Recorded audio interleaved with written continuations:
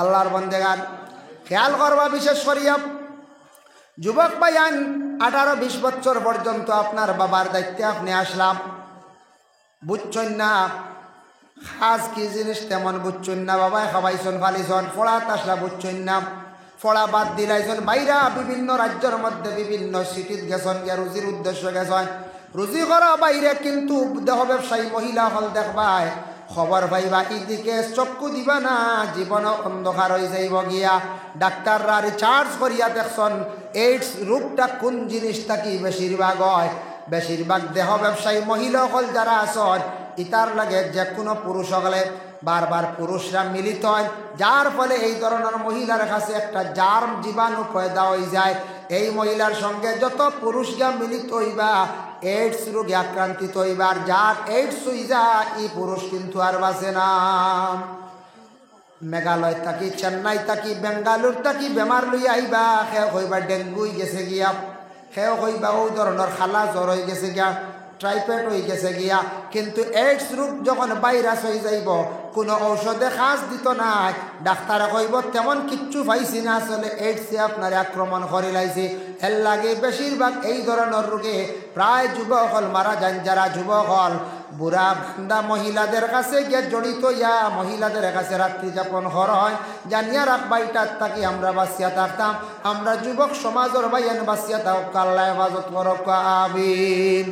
আল্লাহর বান্দাগণ নবীজি ফরমাইছেন ওয়াকসুরা জিনা, যারা জিনা বিশেষ করিয়া করব, জিনা করে জমিনের মধ্যে খুব বেশি বাড়িবা, ওয়াকসুরা জিনা ওয়াকসুরা শুরবাল খামরে, জমিনের মধ্যে মদ খাওয়াটা খুব বেশি বাড়িব, মদ খুব বেশি প্রচলিত হয়ে যাইব গিয়া।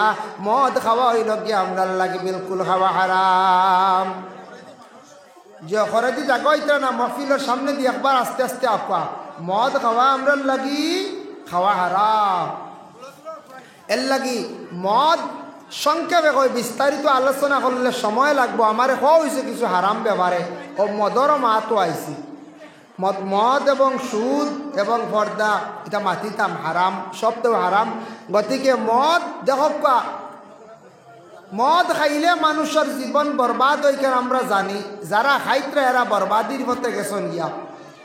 এক জিনিস খেয়াল করবা, দেখুন জানি মদ সম্পর্কে প্রশ্ন করাইল আল্লাহ রসুল আহলে আরবার কিছু সংখ্যক মানুষে প্রশ্ন করলা নবীজিরে, নবী আপনারে প্রশ্ন করাইব, ইয়াসআলুনাকা আনিল খামরি ওয়াল মাইসির, হে নবী মদ এবং জুয়া এই দুইটা জিনিস খারে হয়, মদ আর জুয়া খারে হয়, এই দুইটা জিনিস কিতা নবীজিরে প্রশ্ন করাইল।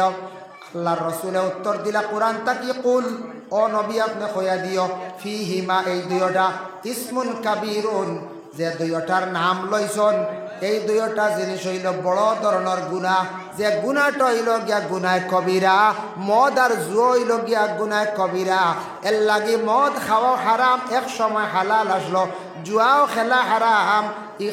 জুয়া খেলা ইয়া যে টাকাটা নিয়ে খাইবা বিনিময়ে, ইটা খাওয়া হইল আপনার লাগে খাওয়া হারাম। জুয়া খেলা, জুয়া কমাই, জুয়া খেলা আমরার লাগে খেলা হারাম। দেখেন জানি আল্লাহর বান্দাগণ এখন বেশি কমাই দিল না, আগে ঠিক আসলো ও তাহক।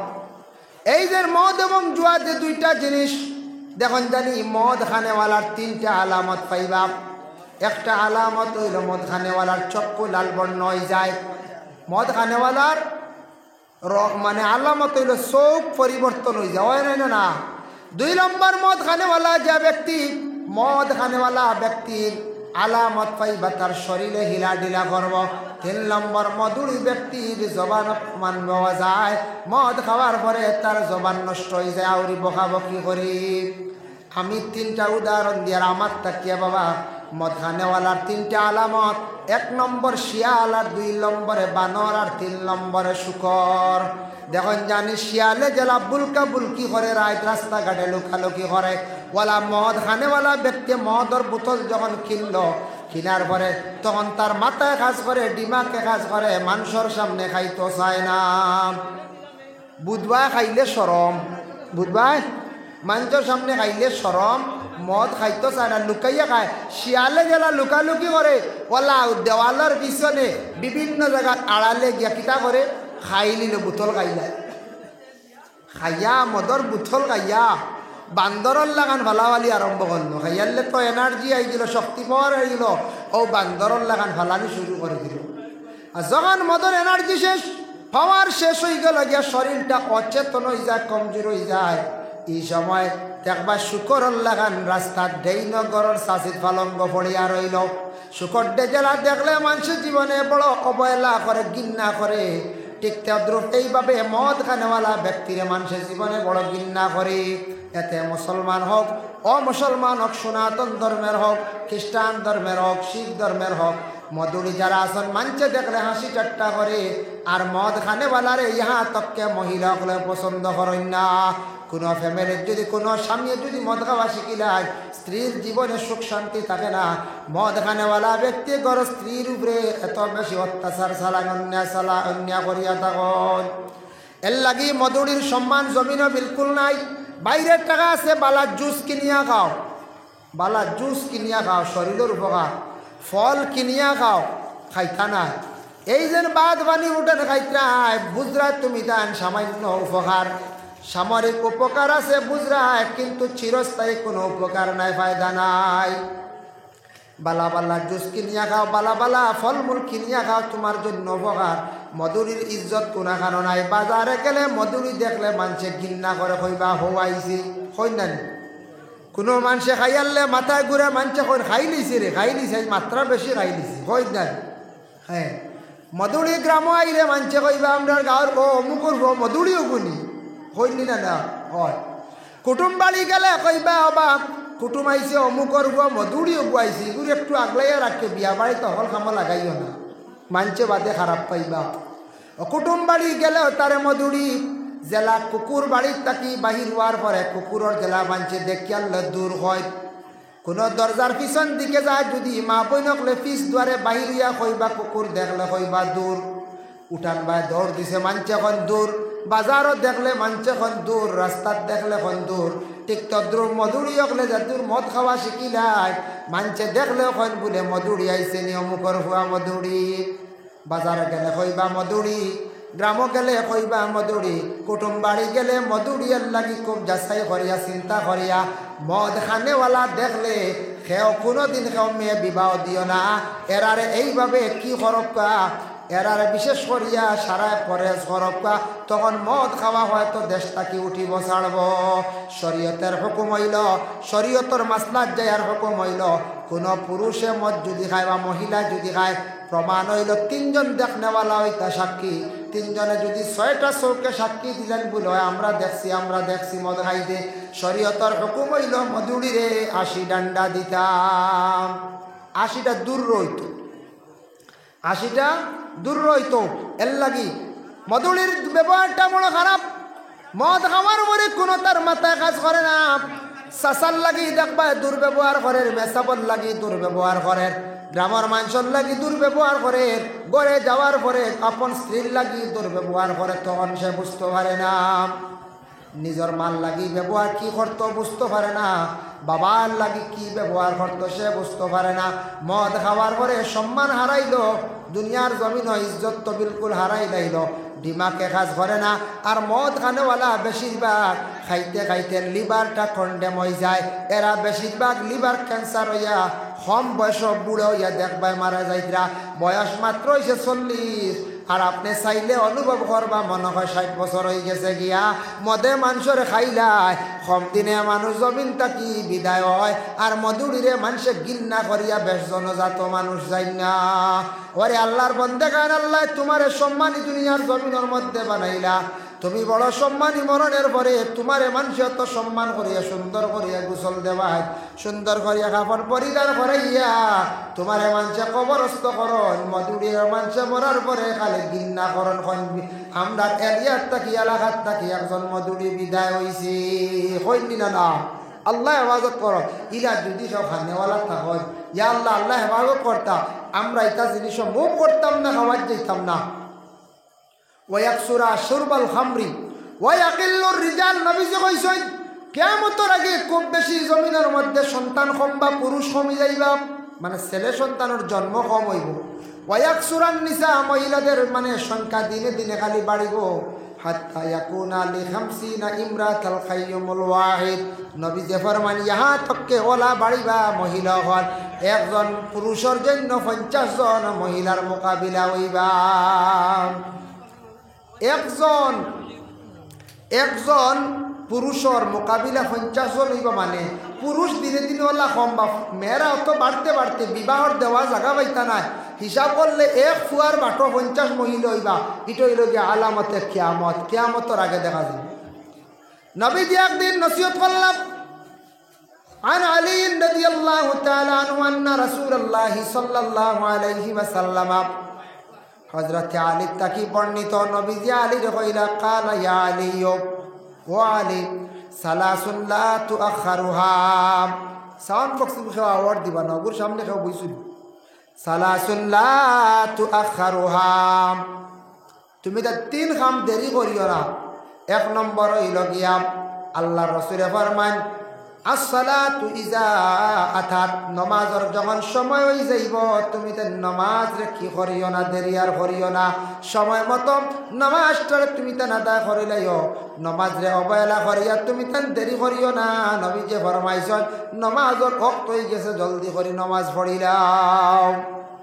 সময়ের গুরুত্ব দিতা, সময়ের একটা মূল্য আছে। সময় মতো আইয়া যদি পৌঁছেন না, যেমন আমিও ইয়া মাগরিবর জমাত ধরার কথা জামে বেড়া গাই দিছে কত তাইশ করে আইসি আমরা গাড়ি চালাইয়া, তারপরেও আইয়া জমাত গেছে গিয়ে একলা একলা পড়েছি।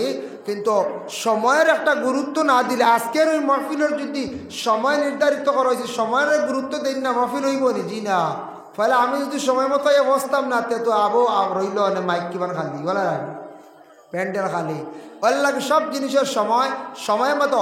কিছু সংখ্যক মানুষে নামাজ পড়ায় সময় আলাইয়া জোয়ারের নামাজ রক্ত হয়েছে ফড়িমো হয়ে একবারে অক্ত গাওয়াইয়া ফড়িতরা আল্লাহর বান্দেগান জানিয়া রাখবা। এর লাগি সময় মতো নবী যে ফরমাইছেন ওয়াল জানাজা তুই যা হাদারাত জানাজাতে এই সময় হাজির হয়ে যাইব তুমি তেন দেরি করিও না।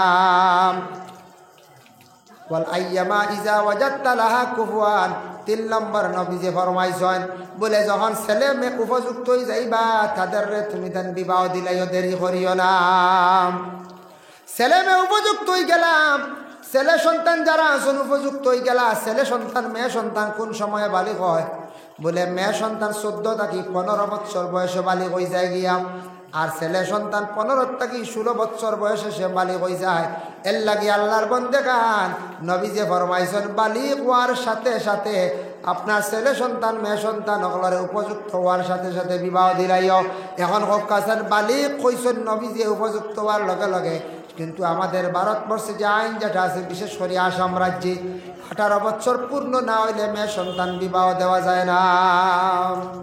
সাউন্ড বক্সের আগে আমাকে বই দিছো দেখো সাউন্ড বক্স বোকানো তেগু সাউন্ড কমে কি অন্য কিতা কমাইতরান ও এগো কমে কি কমে বড় আপ ডাউন করে ওগু এক মাফর আগত কিন্তু সারা মাত বুধ বাইতা নাই ও হইছে ঠিক আছে। দুরূদ শরীফ পড়ো কা আল্লাহুম্মা সাল্লি আলা সাইয়্যিদিনা মাওলানা মুহাম্মদ ওয়া আলা আলি সাইয়্যিদিনা। সময়ের গুরুত্ব দিতাম, মেয়ে সন্তান উপযুক্ত হইলে বিবাহ দিলাইতা, ছেলে সন্তান উপযুক্ত সময়ের যদি গুরুত্ব দিন না সবে ইনকার করা। আচ্ছা একটা উদাহরণ দিয়ে আপনারা সামনে, ছেলের বিবাহের মনে করক্কা বর্তমান সময়ের কুল লাগে আগে আগে আসলো 30-35 বিবাহ হইতো বলে না, 30-এর আগে বিবাহের মাহাতু নাই। এখন 31 থেকে শুরু হইল 34-35-36 বিবাহ হইতো। এখন 30-35-এর মাহাতু এখন 20 থেকে 25 না। এই সময়ের ভিতরে বিবাহর সময় হয়ে যায় গিয়া দিলাই মেয়ে সন্তান 18 পূর্ণ হওয়ার সাথে সাথে বিবাহ দিলাই, ঠিক আছে। এখন সময় মতো যদি বিবাহ দিন না, বর্তমান সময় যদি 40 বয়স হয়ে যেতে হলে মেয়ে দিব নি ছেলের পর্যায়ে, জি না দিতা না মানছে বাসি। মেয়েরও যদি বয়স হয়ে যায় মনে 18 থেকে 25-এর ভিতরে বিবাহ দিতা, বেল যদি আলাইলেন বয়স যদি বেশি হয়ে যায় 30 হয়ে গেছে গিয়া ই মেয়ে উপযুক্ত জায়গা যে সেখানে বিবাহ দেওয়া যাইব না। তো এই সময়টারে আমরা গুরুত্ব দিতাম। নবী যে কইছেন সময়ের গুরুত্ব দেও, ছেলে মেয়ে উপযুক্ত হয়ে গেছেন বিবাহ দেও। এক জিনিস খেয়াল করবা, আল্লাহর বন্দেগান ছেলে এবং মেয়ে কিছু জিনিস আমাদের দেশের মধ্যে আছে, সিদ্ধান্ত নেন গিয়া ছেলেরাও সিদ্ধান্ত নেন গিয়া, মেয়েরাও সিদ্ধান্ত নেন গিয়া, মা বাবা জীবনে লালন পালন করিয়া ছেলেদের বড় করলা, মেয়েরারে বড় করলা, বাবায় আশা করিয়া একটা কোন সুন্দর একটা মেয়ে সন্তান চাইয়া ছেলের সঙ্গে পুত্রবধূ বানাইয়া ঘরের মধ্যে আনতা, মেয়েটারে সুন্দর একটা উপযুক্ত ভালো জায়গা চাইয়া মেয়েটারে বিবাহ দিতা।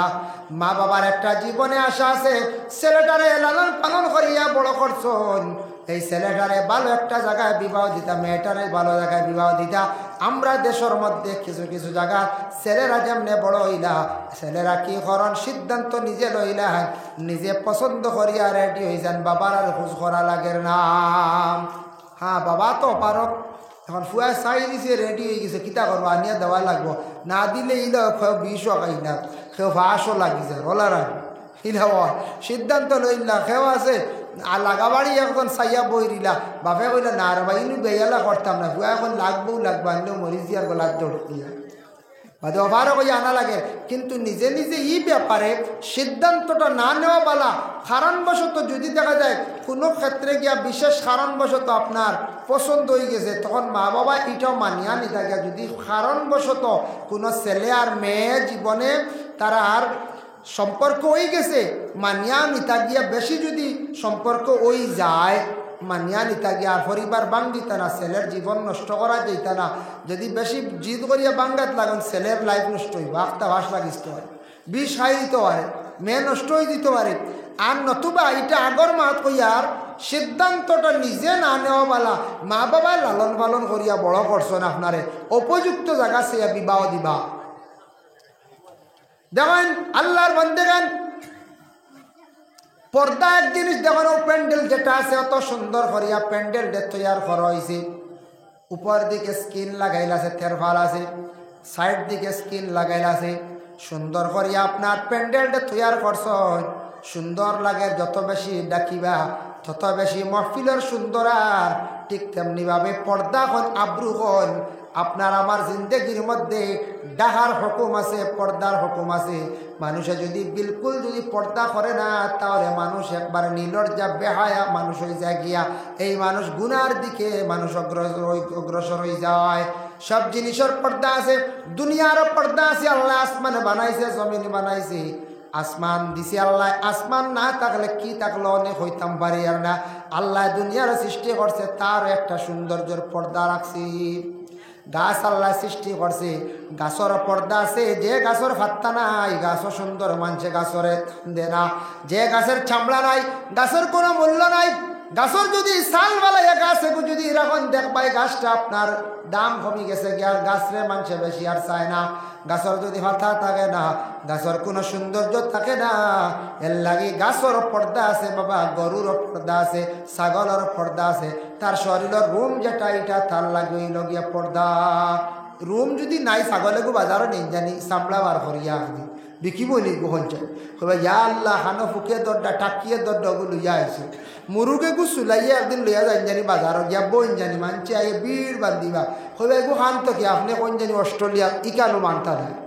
যদিও শুনুন অস্ট্রেলিয়ার থেকে আনজনের বাদক কিনে আনতা না, কইবা ইটা মুরুগ জীবনে দেখছেন আপনি যত কৌকা বলে না রে বা রুম পাল্লাইয়া খাম আগবে লিয়াছি, নিয়েও খাটি তার খাইলি না। ওই তো না, মুরুগও আর দিতা না। একটা মুরুগ তার শরীরের পর্দা হইলে তার ডানা, তার রুম, রুম দ্বারা শরীর ঢাকা। একটা মুরুগের যদি রুম পড়ে যায়, তার সৌন্দর্য কমে যায়, অটোমেটিক তার মূল্য কমে যায়। হাঁস হকা, গরু হকা, ছাগল হকা, দুইটা গরু আসন এক সমান ওজন 80 কেজি 80 কেজি, সিংহ সমান, দেখতেও সুন্দর সমান। বাজারও নিতে সময় দুইটা বিক্রি করাত লইয়া যাইতরা। গাড়ি থাকতা বাড়ি খাইয়া এগুর কতটুক চাল গেছে গিয়া, মানে রুম পড়ে গেছে গিয়া।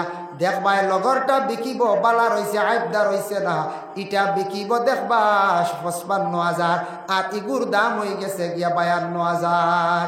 একমাত্র শরীর চূড়া খাল গেছে, পর্দা সরি গেছে, আইবদার হয়ে গেছে। এর লাগি অটোমেটিক তার মূল্য কমে গেছে, দাম কমে গেছে গিয়া।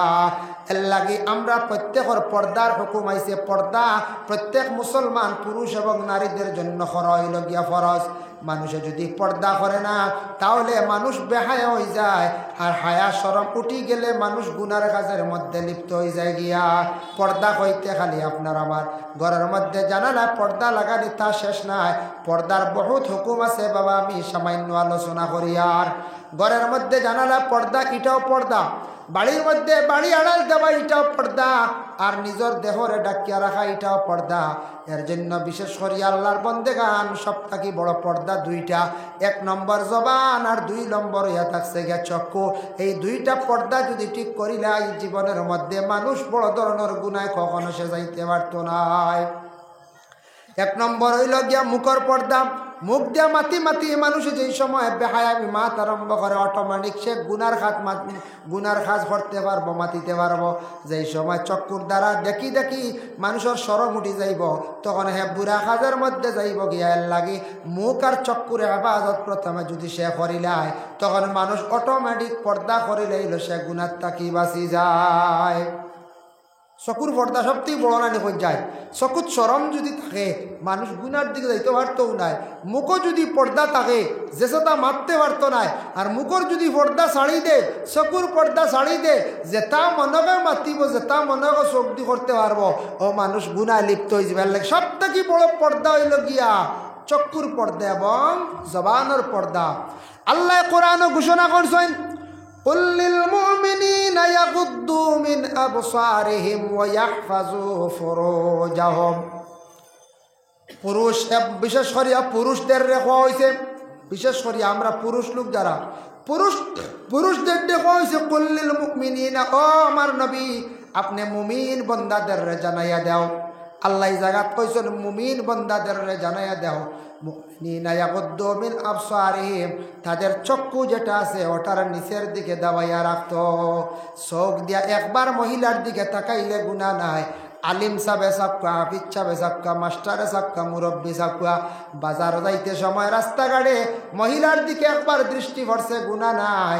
বুড়া নিয়তে ঘুরাইয়া যদি আবার চাই আপনার আমার আমল নামায় গুনাহ কবিরা লেখা হইব। এক আলিম সাবে কইছেন একবার চাইলে গুনাহ নাই।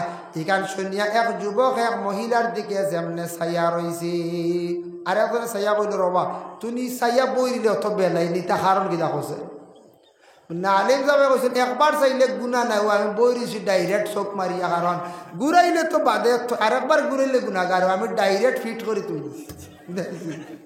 সুবিধাবাদী মাসলানি করছেন না। যে কোনো মহিলা রাস্তাঘাটে যাতায়াতের সময় আলিমরও চোখ পড়বো, হাফিজরও পড়বো, মাস্টারও পড়বো, উকিলেরও পড়বো, মুরব্বী সাহেবের পড়বো। একবার চোখ পড়ছে যাক জেসা খানোর মহিলাও, দ্বিতীয়বার ঘুরাইয়া চাওয়া অপরাধ গুণা। এর লাগিয়া একবার শুনিয়া যদি না হইতে আর ঘুরাইতাম না ডাইরেক্ট যদি একটা খেয়ে যদি গাড়ির যদি আপার মারিয়া তো খালি গালি বানাইলে মানতে কোন চায়, চকুর লাইটর যদি আপার মারিয়া তো হয় ডিপার মারাতে মানছে গালি বানানি কোন চায়, গালি আইবা। এর লাগি চক্ষুর পর্দা, যার কারণে চক্ষুর নিম্নগামী করার লাগি আল্লাহ কোরআন কইছেন। 2 নম্বরে কইছেন ওয়াহফাজু ফুরুজাহুম, প্রত্যেকের লজ্জাস্থান পুরুষের জন্য বিশেষ করে কইছে লজ্জাস্থানের হেফাজত করব। সেই আয়াতের ব্যাখ্যা তাফসীর ইবনে কাসিরের মধ্যে লেখছেন, ইবনে কাসির রাহমাতুল্লাহি তাআলা আলাইহি লেখছেন। 2 নম্বরে লেখছেন নবীজি একদিন সাহাবায়ে কেরামকে কইরা, ও আমার সাহাবায়ে কেরামগণ শুনো রে, তুমি তা এনে 6টা জিনিস থাকি বাঁচার চেষ্টা করো। তুমি যেন 6টা জিনিসের জামিনদার হয়ে যাও, আমি মুহাম্মদুর রাসূলুল্লাহ কিয়ামতের দিন তোমাদের জামিনদার হয়ে যাইমু। ইয়া রাসূলুল্লাহ 6টা কাম কিতা কিতা? নবীজি একটা একটা করে খোয়া আরম্ভ করলা। সর্বপ্রথমে কইছেন নবীজি 1 নম্বরে কইছেন, ও আমার সাহাবীগণ শুনো, 1 নম্বরে তুমি যেন মিছামাত মাতিও না। সব গুনার মূল হইল গিয়া মিছামাত। এর লাগি মিছামাত মাতার তুমি যেন ছাড়ার চেষ্টা করিও। নবীজি ফরমাইছেন তুমি যেন যদি মিছামাত থাকি যদি বাঁচি যাও, তাহলে বহু বড় বড় গুনার থাকি তুমি যেন বাঁচি যাইবাই। জিনা করিয়া যদি কয় করছি না, তো মিছা মাতার না। জিনা করিয়া কইব না আমি করছি না, তো মিছা মাতে। মিছা মাত মাতার আমল করি লাইলে আল্লাহর বান্দা গুনাহ সারা করতে পারবো। নবীজি 1 নম্বরে কইছেন গুনার মিছা মাত তুমি জানি মাথার মাতিও না, চেষ্টা করিও ছাড়ার তুমি জানি চেষ্টা করো। 2 নম্বরে নবীজি ফরমান আমানতর খেয়ানত করিও না। খেয়াল টেকা রাখছে আমানত গুণ ডুলাইও না। মসজিদের টেকা মাদ্রাসার টেকা বলে আমি টেকা গুণ আপনার কাছে আমানত রাখলাম, ইগান কইছে না বলে টেকা এগুন মাঝে মাঝে খরচিও আমি সময় মতো পাইতাম, কইছে না এই টাকা খরচিতে পারতা নাই। মসজিদের কেশ আছে সেক্রেটারি মানে ক্যাশিয়ার সাহেব আছেন তার কাছে মহল্লার মানছে আমানত রাখছেন, তান খরচিতা না জেলা আছে ওলা থাকতো তানারা যদি খোয়া হয় বলে টেকা আপনি জরুরতে খরচন জানি, কিন্তু মূল আমরা সম্পদ সময় মতো পাইতাম, কোনো বাধা নাই। তবে মসজিদের টাকা দিয়া মসজিদের ইনকাম করতে পারেন, বাড়াইতে পারেন। এবার মসজিদের টাকা 70,000 আছে, গুয়া লইয়া যদি থইয়া বাড়াইতে পারেন 70,000 আরও 30,000 লাভ হয়েছে 1 লাখ, কোনো অসুবিধা নাই। কিন্তু এই মসজিদের টাকা দিয়ে আমি ক্যাশিয়ার সেক্রেটারিয়ে যদি লাভ করা আরম্ভ করি দিই হইতো নাই, এগুলো আমানত খেয়ানত হয়েছে। 3 নম্বরে নবীজি ফরমান ওয়াদার খিলাফ করিও না। আল্লাহ রসুলে ফরমান ওয়াদার খিলাফ, অমুকরে ওয়াদা দিছেন, ওয়াদা দিয়া যদি খিলাফ করুন নবীজি ফরমাইছেন দুকা দেওয়া, এটা হইল গিয়া বড় মুনাফিকদের আলামত। বলে বাইরে তোমার অমুক দিন টাকা দিলাইমো, ওয়াদা দিলাম বাদে দিলা না, অমুক দিন তোমার সঙ্গে যাইমো বাদে গেলা না, আরেকজন ওয়াদা দিছেন তোমার লগে, তোমার ছেলের লগে আমার মেয়েটা দিলাইমো, আরেকজনে কইছেন তোমার আমি সারা জীবন সাথী বানাইমো, ওয়াদা করিয়া বাদে ওয়াদার খিলাফ করিলাইলা। আমার নবী কইছেন ওয়াদার খিলাফ করিও না, আমি রাসূলুল্লাহ কিয়ামতের দিন তোমাদের জন্য জামিনদার হয়ে যাইব, আর যারা খিলাফ করবা জামিনদার হইতা নাই। ওয়াদা হয় না নি? ওয়াদা হয়। একগুড়ো মহিলা হলে কইলা ছেলেরে কইলা হয় আমি তোমার লাগিয়ে কিত হইব, তোমারে আমি রাজি বিবাহ, তোমার লাগে আমি জীবন সাথী চলতাম চাই, হইয়া কয়দিন সম্পর্ক চললে ওয়াদা করলা, এই গিয়া খুব কয়দিন টেকা টুকা করছিলা, বুঝাইছেন? বাদে কয়দিন বাদে আরো পালে একজন ভাইলা দেখলা ই দনি, বুঝাইছেন? হইলা আন না, শেষ ঘুরি গেলা, ওয়াদার খিলাফ করলা রানি। ঠিক তেমনি ভাবে কোনো পুরুষে এমনি ভাবে কোনো মহিলারে ওয়াদা দিছেন তোমার আমি বিবাহ করবো, হইয়া ওয়াদা করলা, পরবর্তীতে নাই ওয়াদার খিলাফ করিলাইলাম। 4 নম্বরে নবীজি ফরমায় তুমি তাই মানুষের উপরে জুলুম করিও না, জুলুম থাকি বাঁচিও। জুলুম মানে হাত দিয়া ফাও দিয়া মুখ দিয়া জুলুম থাকি বাঁচার চেষ্টা করিও। 5 নম্বরে নবীজি ফরমান রাস্তাঘাটে অযথা সময়েরে তুমি তেন ফালাইও না, নষ্ট করিও না, চক্ষুটারে তুমি তেন দাবিত রাখিয়া চলিও। রাস্তার পাশে নবীজি থাকা নিষেধ করছেন, রাস্তার পাশে থাকা বড় নিন্দনীয়, বড় নিন্দা কাজ। রাস্তার পাশে বসে আড্ডা দেওয়া এটা নবীজি মানা করিয়া গেছেন। আমরা দেশে রাস্তার পাশে থাকতে একগুড়ে বড় আরাম পাই না, বাড়ি চাড়িয়া রাস্তার কালবাটে যদি তাকে সরকারে বানাইয়া দে তো এইগুয়া মাশাল্লাহ জোড়া সব সময়। হ্যাঁ, কালবাটের মাথা থাকে না নিবা 2 সাইড, এইবার জোড়া থাকে, সন্ধ্যার পরে 1 টাইম, সকালে আর 1 টাইম। এই কত বইতে কত আরাম, কত ধরনের মানুষ গেলা দেখা যায় না। নবীজি না করছ ফত বইও না, মহিলা হল যাইবা চাইবা বুড়া নিয়তে গুণা হইব, কোনো মানুষে সালাম দিব জবাব দিতাই নাই গুণাগার হইবাই, রাস্তাত বইবাই ফরনিন্দা ফরর মাত মাতিবাই গুণাগার হইবাই। এর লাগে রাস্তার মধ্যে বসা থাকা আমার নবীজি নিষেধ করছে, ফারতে বইতারা জরুরত হইছে নতুবা না। এর লাগে বিশেষ করিয়া রাস্তার মধ্যে অযথা সময় কাটে, রাস্তার দ্বারর পাশে তাকিয়া আড্ডা দেওয়া খেয়ে বার করিয়া গেছিল, হইতে পারবেন না আপনারা। নবীজির জমানার 2 ব্যক্তি বার করিয়া গেছে, 3 জনে এটা বার করছিল, এরা নবীজির দুশ্মন আসলে। আমি ঘটনাটা কই বুঝবা। আল্লাহ রসুল মক্কা ছাড়িয়া মদিনায় যাইবার আগে মক্কাত থাকি যখন তয়ফর জমিনে রাসূলুল্লাহ যখন কলিমার দাওয়াত লইয়া যাইতা, তয়ফর জমিনে একটা গ্রাম আসলো, সেই গ্রামের নাম হইল বকরি গ্রাম। বকরি গ্রামের মধ্যে নবীর 3 জন বড় শত্রু আসলা, দুশ্মন আসলা। 3টা দুশ্মনের নাম আসলো সাদ, মাসউদ, ওয়াদে আলী। এই 3 দুশ্মন হলে আমরার নবীর সঙ্গে বড় দুর্ব্যবহার করলাম। তারা রাস্তার থাকতাম, নবীজি যখন আইতা হাসি ঠাট্টা করতাম, নিন্দা করতাম, হয়তো ওই দেখো আবদুল্লাহর বেটা মোহাম্মদ আইসি, হে আবার নতুন কিতা ধর্মেগুলো আইসি। হ্যাঁ, ওই দেখো আইসে বাচ্চান তোরে সোয়া দিতা, কইতা মার এটা মার, ও বাচ্চানতে হাত তোর দুইটা মারতা। ইহা তককে ও ব্যক্তির কারণে নবীজি বড় কষ্ট করছেন, ফাত্তরের মধ্যে ফালাইয়া টানা হয়েছে, ফাত্তরের মধ্যে ফালাইয়া টানা হয়েছে, বুঝবাই না। ও সাদ আর মাসউদ, ওয়াদ, নওয়াদে আলী নবীজির তিন দুশ্মনে আল্লাহ রসুলার লাগি জীবনে বড় ধরনের দুর্ব্যবহার করছেন বাবা। নবীজির পাথরের মধ্যে বালির মধ্যে ফালাইয়া টানানি লুয়াইলা, পিছন দিকে পাথর দিয়ে ইটানি লুয়াইলা। আমরার নবী তিন দুশ্মন হকলের উপরে কোনো সময় হাত বাড়াইছেন না, খালি কইছেন আল্লাহ হেদায়েত নসিব করো, হেদায়েত নসিব করো বাবা। কিন্তু তিনটা ব্যক্তি কিলা মরছন তোরা দেখো নবীরে কষ্ট দিসলা, তারার বড় ভয়ানক অবস্থায় তিন ব্যক্তির মৌত হয়েছে। এই তিনটা খালি রাস্তার পাশে তাকিয়া খালি আড্ডা দিতা, এর লাগে নবী বড় নিন্দা করিয়া গেছেন। রাস্তার পাশে বসা যেটা এটা হইল বড় খারাপ। রাস্তার পাশে তারা মল বহুত কি লইল জানি, তারার মৌত হইছে। দেখুন কিতাব লেখা আছে, কোরআন শরীফ আছে সূরা হুমাযার মধ্যে, নারুল্লাহিল মুকাদাতুল্লাতি তাত্তালিউ আলাল আফইদা। নবীজি আল্লাহর যাতে কইতরা যে দুজকিয়র আগুন যে গইব ভিতরে ভিতরে বেশি আগুনে খাইব, ভিতরে ভিতরে আগুন খাইব, মানে ভিতরে খলিঞ্জাত আগুনে হয়লা ধরব আট করব। খলিঞ্জাত খামড়াইলে কত বেজত করে না আমরা বুকুত খলিঞ্জাত, ভিতরে ভিতরে দুজকের আগুনে খাইব। নারুল্লাহিল মুকাদাতুল্লাতি তাত্তালিউ আলাল আফইদা, দুজকি আগুন হলে খাইব ভিতরে ভিতরে। আল্লাহর বান্দাগণ এর লাগি বিশেষ করিয়া দয়া করিয়া দেখো তিন ব্যক্তির হঠাৎ একদিন ভিতরে আগুন জ্বলা আরম্ভ হয়ে গেল। বকরি গ্রামের তিন নবীর দুশ্মন হলর মানছে আগুন নিবাইবার লাগিয়ে দেখুন ভিতরে তাকে আগুন জ্বলিয়ে বারে দিয়ে আট করে লাইছে। তারা খালি চিৎকার দিতরা মানছে বালি দিয়া ইটাইছন, পানি দিয়ে ইটাইছন, তিন ব্যক্তির আগুন নিমল না। যার কারণে তিন গো আগুনে জ্বলিয়া মেঘার বুসি হইয়া মাটির মধ্যে পড়িয়া রইলা। ও বকরি গ্রামের মানছে তারার নিয়া খবর দিছেন না, একটা ফাড়র এক সিফাত নিয়া ফাত্তর দিয়া সাফা দিয়া তিনটার রাখি দিলা। আজ পর্যন্ত নবীর তিন দুশ্মন হল মানুষ দেখা যায় তাইফ থাকি প্রায় আরো 82 মাইল দূর, 80-82 মাইল দূর সেই জায়গাটা এরিয়া পড়ছে তাইফ। এই জায়গার মধ্যে গেলে আবু হাজি সাহেব গেলে যে যত বড় ভারণে গুফাত্তর নিয়ে তারার বুকুর উপরে তুলিয়া তো বুধ পাইছেন। দুশ্মনী আর করতাই নি খেয়ে নবীজির লাগে দুশ্মনী আর করতানি, কিবা তো খেয়ে আলিমর লাগে দুশ্মনী করতানি, খেয়ে কোনো গ্রামের মহল্লাত দুশ্মনী করতানি। মরিয়া আনলে মানছে কইবা আদায় পাইছে বালা করে দেও, উপায় নাই আর উঠিতা না জ্বালা কারণ কইবাই না কই চায়। হ্যাঁ এর লাগে বিশেষ করিয়া এই তিনগুর উপরে নিয়ে আবো পর্যন্ত হাত তর নিয়ে সারায় হগুত হয়, যে যত বড় ভালো হয় হৌ যে নবীজির সাতাইশলা আর রাস্তার দ্বারা আড্ডা দেওয়া ও গুনতে বার করিয়া গেছো। লাগি বুঝন জানি রাস্তার দ্বারা বোয়ার থাকি যুবক ভাইয়ের বিরত থাকবা।